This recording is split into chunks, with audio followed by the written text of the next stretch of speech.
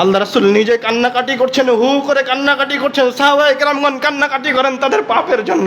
আমি আপনি কই কান্নাকাটি তো করি না? আমার আপনার চোখ দিয়ে তো পানি আসে না।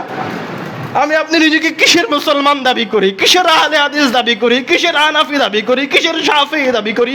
কোনো আহলে হাদিস নাম, কোনো হানাফি নাম, কোনো শাফিঈ নাম, কোনো মালিকি নাম, কোনো হাম্বলি নাম, কোনো মুহাম্মাদি নাম, কোনো সুন্নি নাম কোনোদিন কাউকে জান্নাতে নিয়ে যাবে না।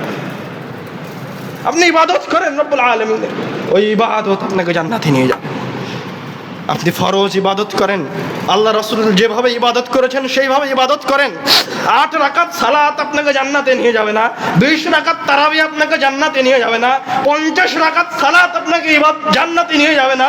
কিন্তু আল্লাহর রাসূলের মতো যদি আপনি 2 রাকাত সালাত আদায় করতে পারেন, যার 1 রাকাতে আপনি সূরা বাকারা তেলাওয়াত করবেন, আর 1 রাকাতে আপনি সূরা আলে ইমরান তেলাওয়াত করবেন, আর রব্বুল আলামিনের দরবারে হু করে কান্নাকাটি করবেন, আপনার এই 2 রাকাত সালাত আপনাকে জান্নাতে নিয়ে যাবে।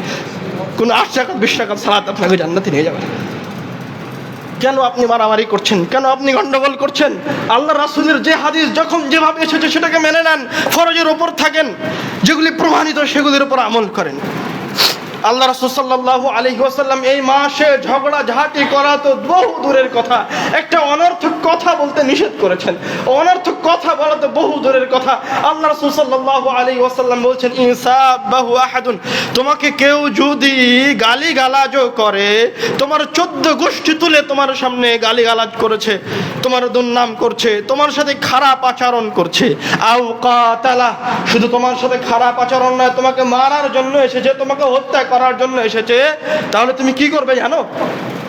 কুল ইন্নী ইমরিউন সাইম, তুমি তাকে বলো আমি একজন রোজাদার বান্দা, আমি এখন তোমার প্রশ্নের উত্তর দিতে চাই না, তোমার সাথে ঝগড়াও করতে চাই না, তোমার সাথে মারামারিও করতে চাই না, তোমার সাথে আমার কথা হবে রমাদানের পরে। কেমন বান্দা আপনি, কেমন বান্দা আমি?